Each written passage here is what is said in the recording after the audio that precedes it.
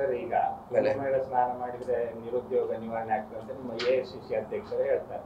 ಅದು ಸ್ವಲ್ಪ ಕೆಪಿಸಿಸಿ ಅಧ್ಯಕ್ಷರಲ್ಲಿ ಹೋಗ್ತಾರೆ, ಏನು ದ್ವಂದ್ವ ಇದೆ? ಅದೇ ಅವ್ರ ವೈಯಕ್ತಿಕ ಅಭಿಪ್ರಾಯಕ್ಕೆ 140 ಜನ MLA-ಗಳಿದ್ದಾರೆ.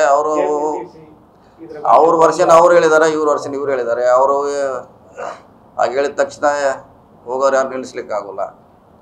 ಸೊ ಅವರು ವರ್ಷನ್ ಅವ್ರು ಹೇಳಿದ್ದಾರೆ, ಅವ್ರು ಹೋಗೋರು ಮುಕ್ತವಾಗಿದ್ದಾರೆ, ಎಲ್ಲರೂ ಹೋಗ್ತಿದ್ದಾರೆ. ಗೊಂದಲ ಏನಾಗಲ್ಲ, ಗೊಂದಲ ಏನಾಗಲ್ಲ. ಅವ್ರ ಭಕ್ತಿ ಅದು ಗೊಂದಲ ಯಾಕೆ ಇದರಲ್ಲಿ? ಅವ್ರ ಭಕ್ತಿ ಇದ್ದಾರೆ, ಹೋಗೇ ಹೋಗ್ತಾರೆ.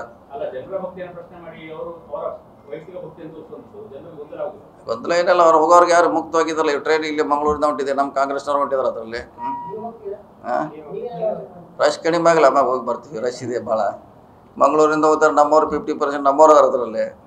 ನಮ್ಮ ಪಕ್ಷದವ್ರು ಹೊಂಟಿದ್ದಾರೆ, ಅದಕ್ಕೇನು ಪ್ರಶ್ನೆ ಇಲ್ಲ. ಅದೇನು ಒಂದೇ ಪಕ್ಷಕ್ಕೆ ಸೀಮಿತ ನಮ್ಮವ್ರೆ ಅಲ್ಲೆಲ್ಲ ಹೋದ್ರೂ ಭಾವನೆ ತಪ್ಪು. ಎಲ್ಲರೂ ಇದ್ದಾರಲ್ಲ, ಎಲ್ಲರೂ ಹೋಗ್ತಾರೆ.